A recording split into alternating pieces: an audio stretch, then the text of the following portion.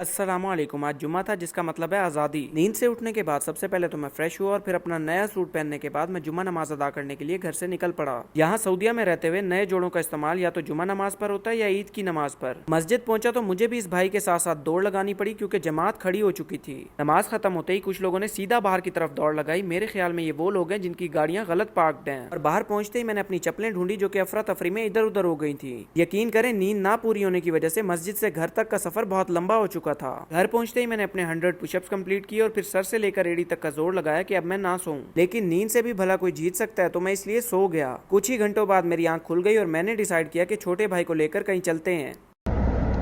जा किधर है? हम जा रहे हैं अपना बिगेस्ट फेयर ओवरकम करने। कहाँ स्विमिंग करने? ये वहाँ जाके पता चलेगा कि जा कहाँ है।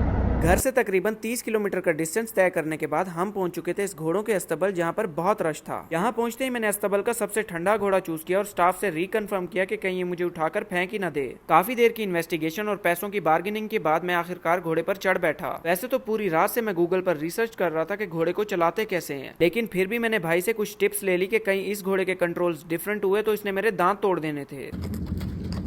ब्रो मुझे लग रहा है डर, अगर मैं गिर गुरा गया ना मुझे बचा लेंगे। मैं नहीं बचाता। वैसे हॉर्स राइडिंग कोई मुश्किल चीज नहीं है, बल्कि बहुत ही मुश्किल चीज है। ये अब मैं इस पे बैठ तो गया हूँ, नीचे अगर मैं गिर गया ना मेरे दांत वगैरह सारे टूट जाने। एक हम हैं और एक ये भाई है, माशाल्लाह। ऐसे राइड करना है किसी दिन, बस एक दिन।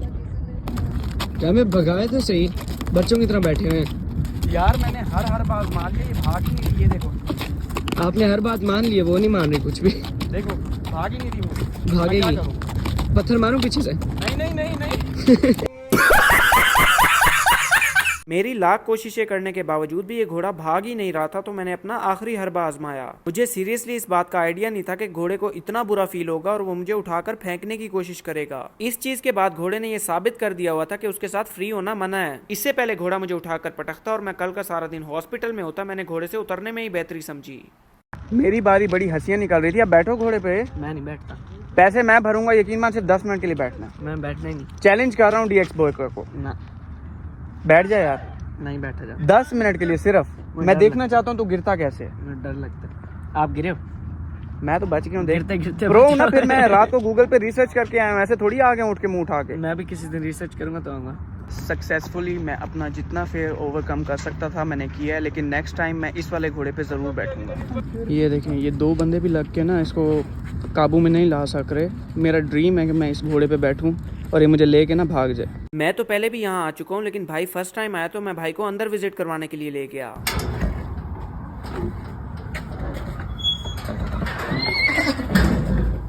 ब्रो तेरे साइज का घोड़ा मिल गया यार।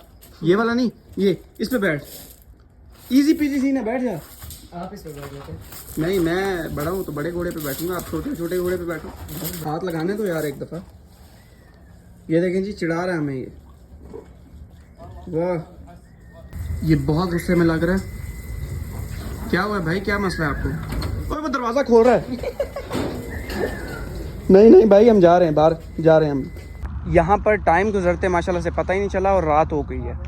अब हम यहाँ से निकलने लगे हैं घर के लिए, क्योंकि हम घर पे किसी को भी नहीं बता के आए कि आखिर हम जा कहाँ रहे हैं। इससे पहले ऊपर से कॉल्स आना शुरू हो जाएं, हम घर चलते हैं। घर पहुंचते ही सबसे पहले मैं फ्रेश हुआ क्योंकि घोड़ों की खूबसूरत खुशबू घर में फैल चुकी थी। और फिर क्योंकि मैं इतनी मेहनत करने के बाद आया था, बेगम ने मुझे फ्रेश शेक पिलाया। ये होते हैं शादी के फायदे। आज अम्मी और बेगम किसी बर्थडे पार्टी पर गए हुए थे, तो ये दोनों मेरे पास ही थी। फटाफट दोनों को सुलाने के बाद मैं किचन में अपने खाने का इंतजाम करने के लिए पहुंचा। घर के तहखाने में से मैंने नूडल्स निकाले, जिसको बनाने में बहुत कम एफर्ट लगती है। अभी नूडल्स बन ही रहे थे कि छोटे भाई तक खुशबू पहुंच गई और उसने कहा कि एक मेरे लिए भी बना दो। और फिर मैंने भाई का सारा गुस्सा इन नूडल्स के पैकेट पर उतारा और फिर फाइनली हमारे नूडल्स रेडी हो गए। दोनों नूडल्स के पैकेट इकट्ठे बना तो लिए थे, लेकिन अब इन दोनों को अलग-अलग करना भी एक बड़ी मुश्किल बात है। और फिर बड़ी मुश्किल से दोनों नूडल्स अलग अलग हो गए। अगर मैंने सूप ज़्यादा पी लिया हो ना, मुझे माफ़ करिए। और ऐसे नूडल्स को ठंडा करके कौन खाता है, कमेंट करके जरूर बताइएगा। नूडल्स का काम तमाम करने के बाद बोरियत ने मुझे बड़ी बुरी तरह हिट किया। अब ये दोनों तो सो चुके थे, वरना इनको तंग करते करते मेरा टाइम काफी अच्छा गुजर जाता है। और फाइनली घर वाले भी आ गए और रात की बज रही थी 1 और हम खाना लेने के लिए घर से निकल पड़े। खाने का नाम लेते ही आपके दिमाग में 2 ही चीजें आती होंगी, शवारमा या अलबैक। माशाल्लाह से इन अंकल की टेंड हमारे फ्यूचर से भी ज्यादा ब्राइट है। टेंशन बिल्कुल नहीं लेनी, अनकरीब मेरा भी यही हाल होने वाला है। ऑर्डर देने के बाद एक लाइन खत्म हुई और दूसरी शुरू।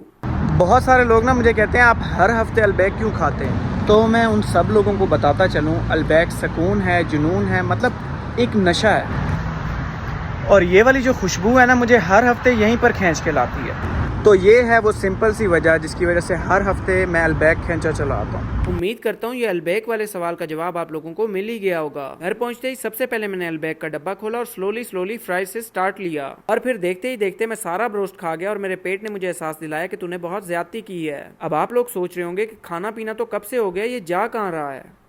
यही नहीं, अभी और सुनिए। तो हम अम्मी और बेगम की मुश्तरका ख्वाहिश को मद्देनजर रखते हुए मोहम्मदिया बॉलीवुड कॉफी पीने के लिए जा रहे हैं। यहाँ पहुंचते ही मैंने बैठने के लिए जगह ढूंढी और फिर मेन्यू खोल के मैंने अपने लिए ड्रिंक्स ऑर्डर की और बच्चों के लिए आइसक्रीम्स। यकीन करें जो मजा बच्चों को तंग करने में आता है वो दुनिया की किसी चीज में नहीं आता। और फिर फाइनली हम यहाँ से घर के लिए निकल पड़े। और इसी के साथ आज का व्लॉग हुआ एंड। मजीद व्लॉग्स के लिए मुझे फॉलो कर लें। अल्लाह हाफिज।